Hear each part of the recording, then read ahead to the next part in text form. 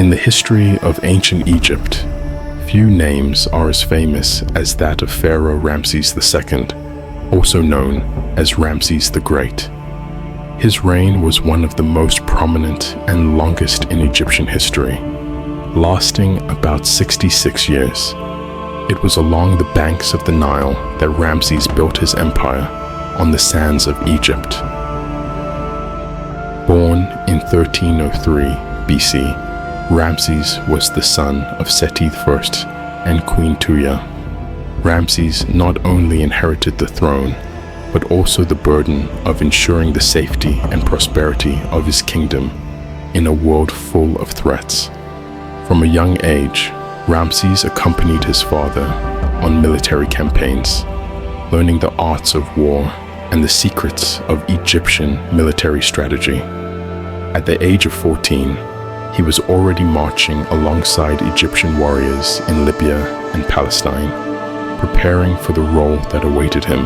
By the age of 22, Ramses led his own campaigns in Nubia, accompanied by his two sons, demonstrating military skill and determination that impressed even the most experienced generals of his Egyptian army. In 1290 BC, Ramses II inherited a kingdom troubled by conflicts and external threats. The Hittites, powerful rivals of Egypt, extended their influence over the region of Asia Minor and challenged Egyptian dominance in the area. Under the reign of King Suppiluliuma, Egypt lost important trade centers in Syria and Canaan. Determined to restore the glory of his kingdom, Ramses launched a series of military campaigns to protect his borders, secure trade routes, and reclaim territories lost to the Hittites. One of the most notable moments of Ramses' reign was his victory over the pirates who threatened the Nile's shores, known as the Shurden. These warriors were defeated by Ramses in a fierce battle in which the Egyptian pharaoh used clever tactics to achieve the victory. Many of the captured Shurden people were incorporated into the Egyptian army and served as bodyguards to the pharaoh, highlighting Ramses' diplomatic and military skill in turning enemies into allies.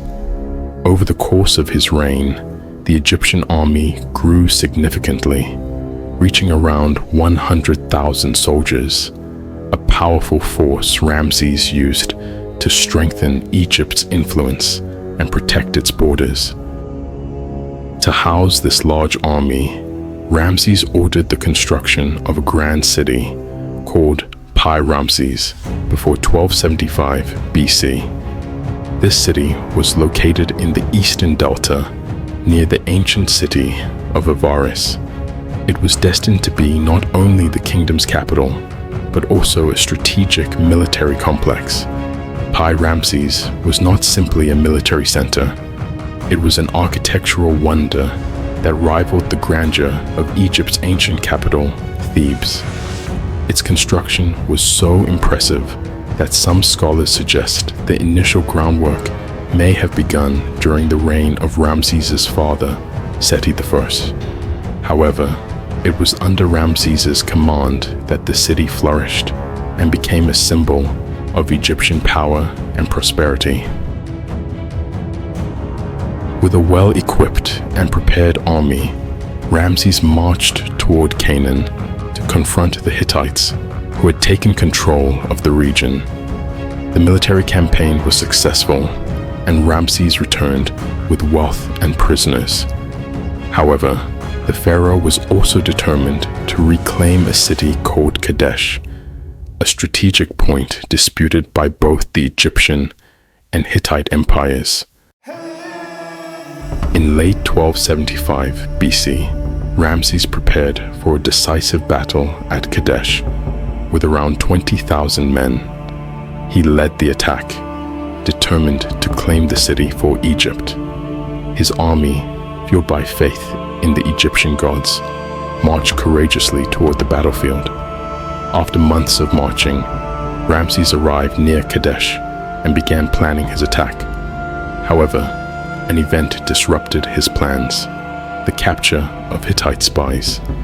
After being tortured, they gave false information about the location of the Hittite army, leading Ramses to underestimate the proximity of the enemy. While Ramses organized his camp, the Hittites launched a fierce surprise attack from the city walls. One of Ramses' divisions, led by the pharaoh himself, was caught off guard. Their lines were broken, and their infantry was massacred by Hittite cavalry. In the chaos of battle, Ramses rallied his troops and launched a courageous counterattack, breaking through the Hittite ranks, allowing the Egyptians to escape the trap. Ramses pushed the Hittites toward the Orontes River, inflicting heavy casualties as many Hittites drowned in their attempt to flee. However, this strategy left Ramses in a precarious position, trapped between the enemy and the river's waters. Despite the imminent danger, Ramses showed courage and composure, facing the threat of annihilation. He gathered his forces and launched a decisive counterattack, driving the enemy from the battlefield. There are differing opinions on the final outcome of the battle, ranging from an Egyptian victory to a draw or even an Egyptian defeat. Egyptologists suggest that the Egyptian accounts might be propaganda. Nevertheless, the Hittite army retreated and the Egyptians failed to capture Kadesh. Years later, Ramses negotiated a peace treaty with the Hittites. He and Hittite king Hattusili III met in Kadesh to conclude the peace agreement, which was dated to around 1258 BC. The treaty was recorded in two versions, one in Egyptian hieroglyphs and the other in Hittite cuneiform, reflecting the importance of the pact. The 18 articles of the treaty called for peace between Egypt and the Hittites, underscoring both peoples' desire for peace. While the exact borders were not detailed, the treaty established a lasting truce between the two empires, ensuring regional stability and setting a precedent for future diplomatic negotiations. Throughout his reign, Ramses also built grand structures and claimed the monuments of previous pharaohs. One of the most controversial chapters of his reign was his involvement in the destruction of temples in the city of Amarna. These temples were the last remnants of the era of Akhenaten, the pharaoh who tried to establish Aten as the sole supreme deity. Ramses ordered the demolition of these structures and reused the stone blocks in other Egyptian cities. Regarding his family life, of all Ramses' wives, Queen Nefertari, his first wife, was his favorite. Although her life was short, her influence was immense. Like other queens before her, Nefertari played a crucial role in peace negotiations with neighboring peoples, particularly the Hittites. She gave birth to Ramses' first son, Amun-Herkhepeshef, and together they had at least 3 more sons and 2 daughters, as documented by research.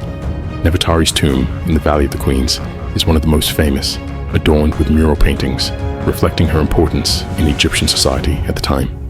Even after her death, Ramses continued to honor her memory, immortalizing her image on walls and statues throughout the kingdom. After Nefertari, Ramses married other women, such as Queen Iset. It's common in films and series to associate Ramses II with the biblical pharaoh of the Exodus. However, this idea has little historical or biblical evidence.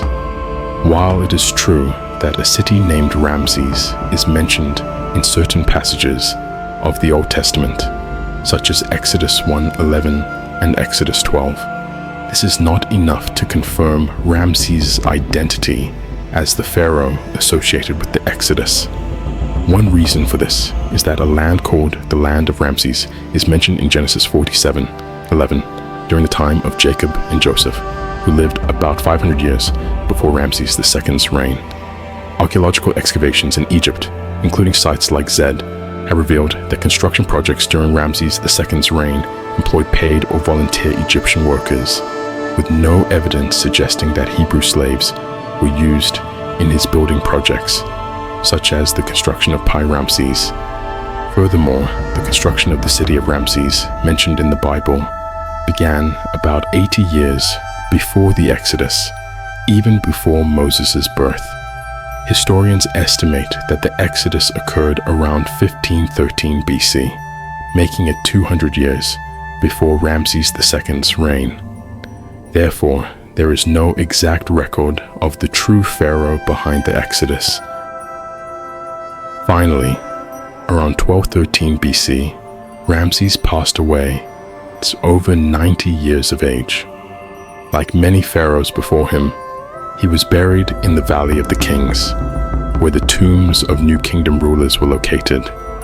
His mummy was discovered in a communal tomb in 1888 and was transferred to the Egyptian Museum in Cairo in 1885, remaining one of the most notable attractions in the museum. Thus, Ramses II's monumental achievements and his political and military dominance shaped the course of Egyptian history, making him one of the most famous pharaohs in history. In the next video, which appears on the side, I talk more about another famous figure from Egypt, Queen Nefertiti. If you haven't seen it yet, click there to watch. It's definitely worth it. See you in the next one.